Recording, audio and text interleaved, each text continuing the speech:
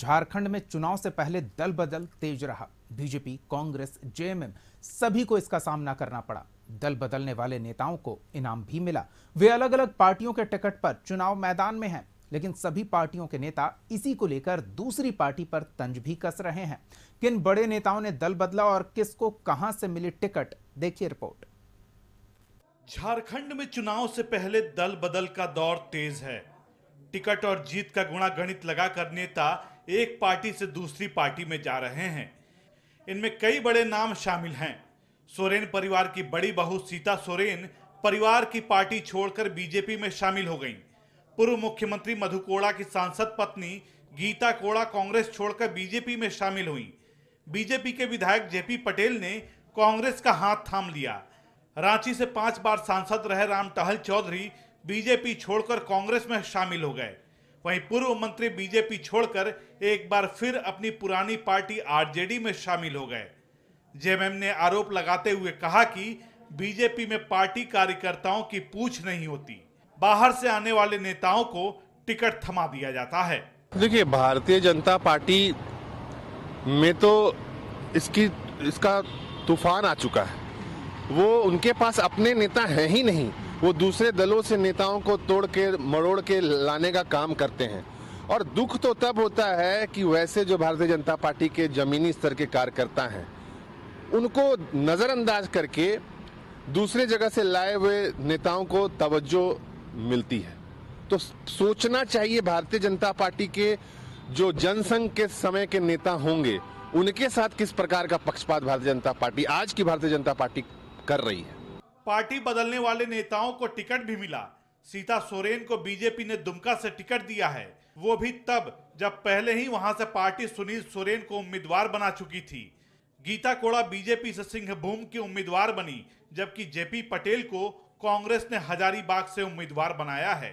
वहीं राम टहल चौधरी और गिरिनाथ सिंह को भी टिकट मिलने की चर्चा है, लेकिन नाम अभी फाइनल नहीं हुआ है। हाल ही में 3 बड़े नेता बीजेपी छोड़कर दूसरी पार्टियों में शामिल हुए हैं। हालांकि पार्टी का कहना है कि मोदी का गारंटी रथ चल चुका है और दल बदलने वालों को कुछ हासिल नहीं होने वाला। ये कोई टक्कर नहीं है, बेवजह ये लोग चक्कर में पड़े हैं। झारखंड प्रदेश की जनता मूड बना चुकी है। मोदी की गारंटी का रथ चल पड़ा है। भारतीय जनता पार्टी ने झारखंड प्रदेश के लिए, जन जन के लिए जो किया है, आज यहाँ की जनता बस चुनाव का मौका देख रही। जिस दिन वोटिंग होगा, जन जन का आशीर्वाद भारतीय जनता पार्टी को प्राप्त होगा। एक तरफ जेपी पटेल जी, एक तरफ मथुरा महतो जी, एक तरफ दामाद हैं, दूसरी तरफ ससुर हैं। ठीक है, सब लोग मिलकर एनडीए को जब समय आएगा देख लेंगे कितना टक्कर देते हैं। उन 3 सीटों का समीकरण भी जान लेते हैं जहां दल बदलने वाले नेताओं को टिकट मिला है। सबसे पहले बात हजारीबाग सीट की, जहां 2019 के चुनाव में बीजेपी के जयंत सिन्हा को 7,28,000 वोट मिले थे और 2,49,000 वोट लाने वाले कांग्रेस के गोपाल साहू पर उन्होंने 4.25 लाख के बड़े अंतर से जीत हासिल की थी। लेकिन इस बार बीजेपी ने जयंत सिन्हा को टिकट ही नहीं दिया। इससे पहले 2014 में बीजेपी के जयंत सिन्हा को 4,06,000 वोट मिले थे, जबकि 2,47,000 वोट लाकर कांग्रेस के सौरभ नारायण सिंह दूसरे नंबर पर रहे थे। वहीं हाई प्रोफाइल सीट दुमका से 2019 में बीजेपी के सुनील सोरेन की जीत हुई थी, जिन्हें 4,84,000 वोट मिले थे। वहीं जेएमएम के शिबू सोरेन 4,37,000 वोट लाकर दूसरे नंबर पर रहे थे। इससे पहले 2014 में जेएमएम के शिबू सोरेन 3,35,000 वोट लाकर जीत हासिल की थी, जबकि दूसरे नंबर पर रहे बीजेपी के सुनील सोरेन को 2,96,000 वोट मिले थे। दुमका से उम्मीदवार बदलने को लेकर जेएमएम ने तंज कसते हुए कहा कि बीजेपी को अपनी पार्टी के नेताओं पर भरोसा नहीं है। पार्टी पूरी कोशिश करेगी कि वो एक तीसरा एंगल न बनाए, क्योंकि इस बार एक लक्ष्य, एक टारगेट लेके हम लोगों को चलना है कि 14 में से 14 सीटें हम जीतें और यहाँ एक करारी शिकस्त भाजपा को दें। तो पार्टी का प्रयास होगा कि वो ऐसा नहीं करें, वो पार्टी लाइन पर चलें और इंडिया गठबंधन को मजबूती प्रदान। 2019 के लोकसभा चुनाव में एनडीए को झारखंड में बड़ी जीत मिली थी।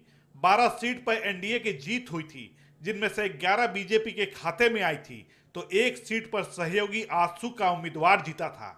जेएमएम को सिर्फ 1 सीट राजमहल पर जीत मिली, जबकि कांग्रेस के खाते में सिंहभूम की सीट आई थी। बीजेपी ने इस बार सभी 14 सीट जीतने का लक्ष्य रखा है और इसके लिए पूरा जोर लगा दिया है और उम्मीदवारों के नाम का ऐलान भी कर चुकी है। दल बदलने के बाद सभी नेताओं ने पुरानी पार्टी पर कई आरोप लगाए हैं।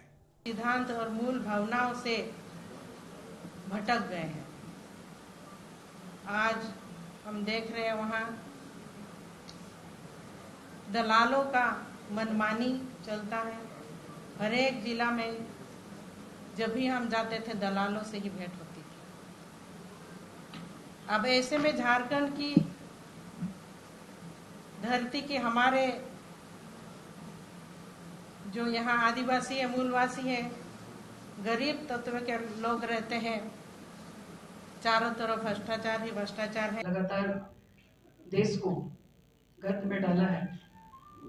जिस तरह से कांग्रेस तुष्टीकरण की राजनीति करती आई है,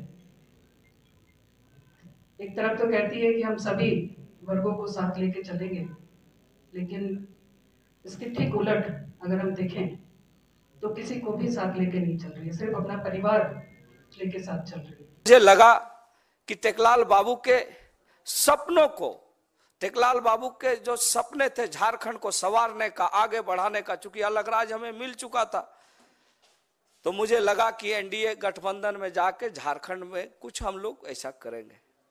लेकिन परिस्थिति ऐसा लगा जब मैं भारतीय जनता पार्टी में शामिल हुआ तो हमारे जो पिता के जो सपने हैं, जो विचार है, मैं उस दल में नहीं पाया।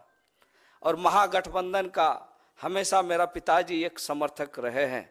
और आज मुझे ये कहते हुए बहुत गर्व हो रहा है कि आज पूरे देश में जो इंडिया गठबंधन राहुल जी के नेतृत्व में दौड़ रहा है, वो 2024 में इसका रिजल्ट हम सब दिखाएंगे।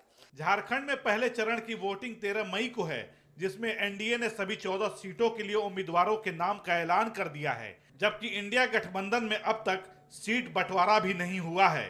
हालांकि कुछ सीटों के लिए उम्मीदवारों के नाम का ऐलान हो चुका है।